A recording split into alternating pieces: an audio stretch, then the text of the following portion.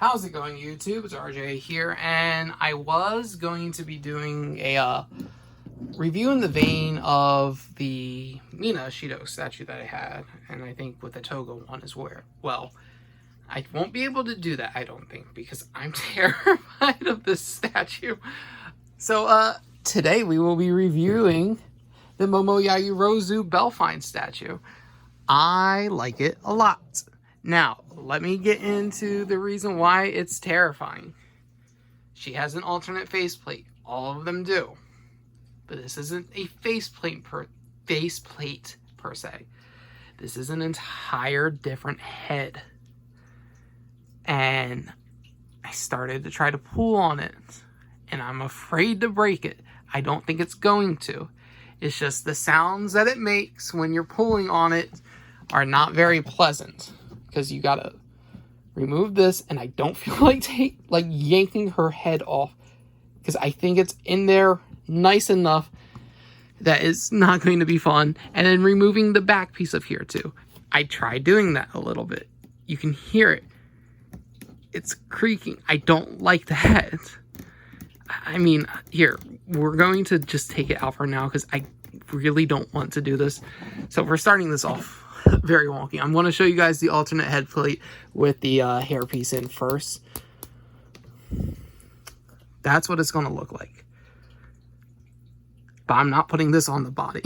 There is no way in hell I am putting this on the body, because I do not feel like yanking this, because that's very deep in there, out of the body. There's just no way. So let me review everything else on this statue first, because that can be done. So ultimate opinion, I don't like this head sculpt as much as I like that one. I like the one that she comes with better. That's just how I am. I prefer that. But this comes with a couple pieces that you can take. It's easier to, I mean, once you get it out, it's easier to do it. So I guess if I can manage to get her head off, I will probably post on an Instagram post both head sculpts on the body. That's not going to be happening in this video. I'm sorry. But this comes with 4 separate parts, if you aren't including the hair piece that comes out and the head plate that comes out. You have to assemble it. You have to put the Russian nesting dolls together onto here. That's not hard. You just peg them in.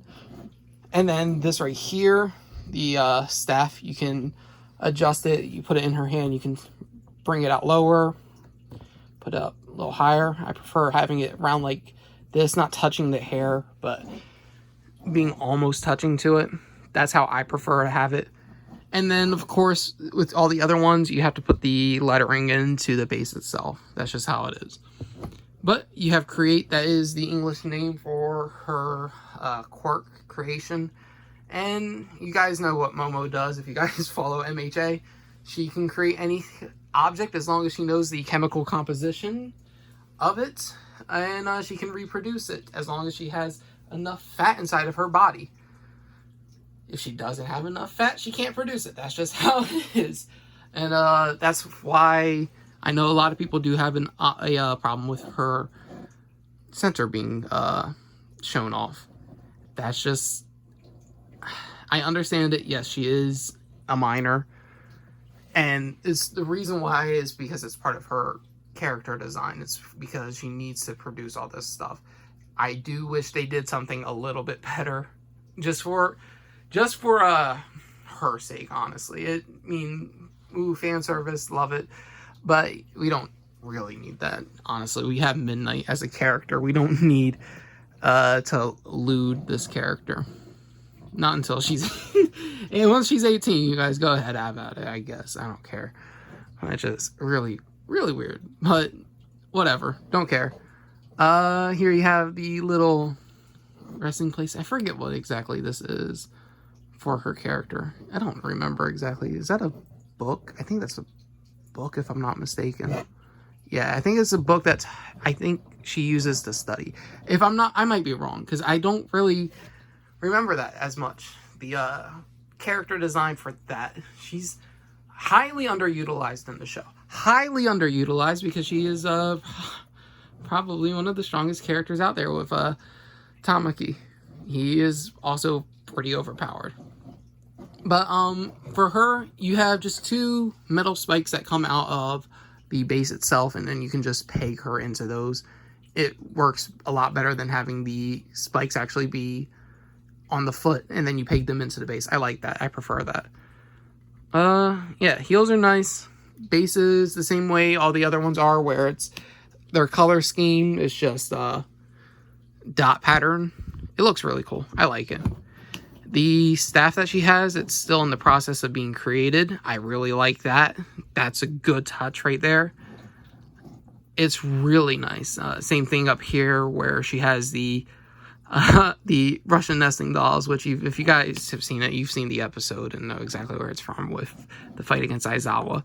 And I like them. And actually, one day I plan to do a Russian nesting doll set based off of Momo's thing. I think that would be cool, especially if you're doing a cosplay of her. That would be amazing.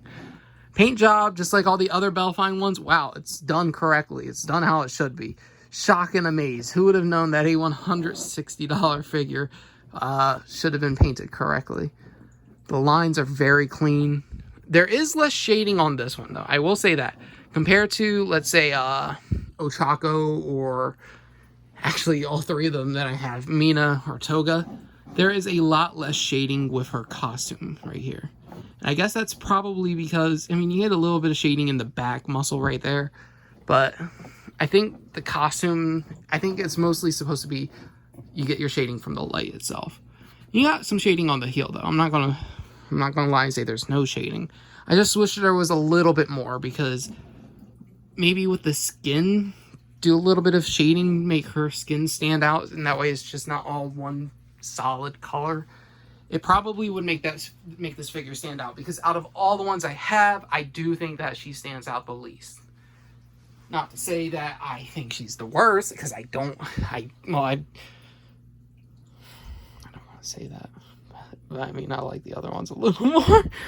But they should have done a little bit of shading. Like, you can see with the elbow a little bit where the shading starts to come in. It's a little pinker there where it meets up. Now with the face itself, the face is done really pretty.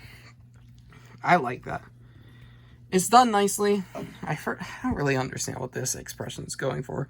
And that's probably the reason why I prefer this one better, because I know what they're going for. She's screaming. It's more of an action pose. It's an action face. I like it. This one right here. If you guys know what this expression is saying, please let me know, because I'd like to know. Shading on this one's not bad, I guess, but that's also just natural light hitting it. The Russian dolls are painted phenomenally. You guys can barely see that because of the lighting and the focus, but they're painted well, and I really like it. They're very cute. Like I said, there's no shading here. I think maybe if they did shading and then just had this coloration be a little bit more different than her legs themselves, it would have stood out a lot more. I do think that. And maybe that's probably where my biggest gripe with the figure comes in. Just, they needed to make the belt piece stand out a lot more. Of course, with the wording, it's very nice. I always feel like these are gonna break because they feel fragile in every single last one, but I have yet to have any of them break. It's nice that these are also alternated on how deep they are, the depth of them, because that makes it stand out a lot more. There's the base itself. And overall, she's a good figure. Here we can see the back. The hair piece is done correctly. It's done very well.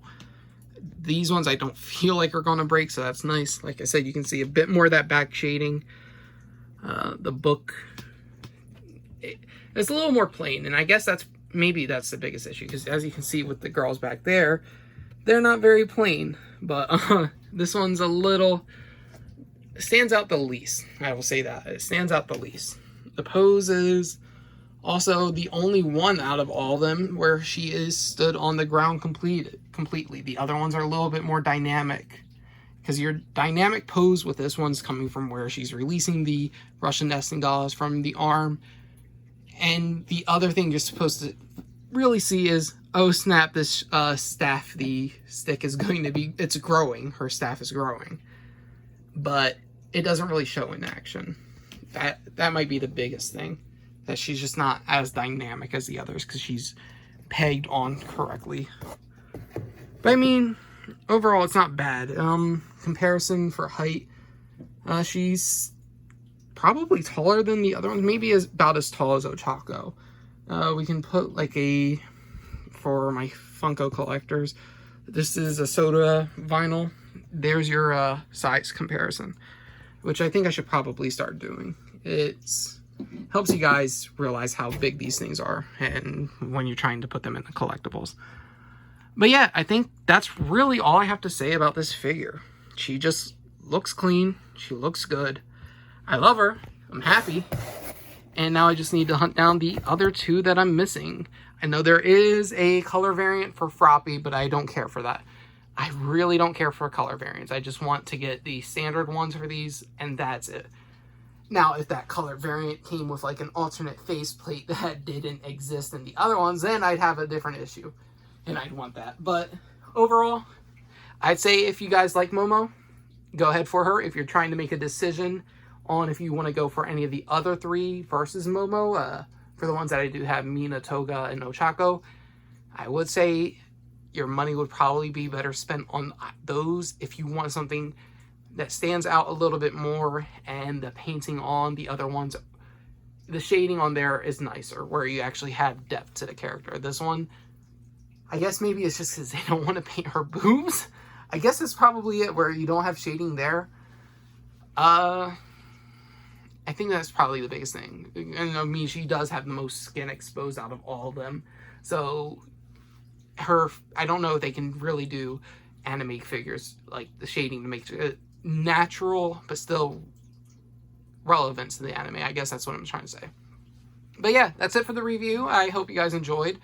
And leave a like if you guys did. And I'll see you guys next week. I have plenty of figures to review in the upcoming weeks. But oh, I do want to show this off before I go, because I forgot. Well, I didn't forget that I owned this. I just forgot that I wanted to show her off with it. This is the Band Presto variant. So here, this is another scale comparison. Yeah, the Bellfine one's a lot better than the Band Presto one. Easily, honestly. Why would you go for that? But the thing is, with the Band Presto, you got a little bit more shading in the areas where it does need shading. In my opinion, they did a better job with shading on the Band Presto, which sucks for the skin tone. I mean, it's not even like really good shading, but they did put some shading in there. So yeah, that's it. That's all my review. Really good figure. If you do want Momo and you do like her, buy it. Go for it. If you want to get one of the other ones, go for those ones first, then come back for Momo. She doesn't seem to be sold out yet, so I say go for it. Yep, that's it. Take care.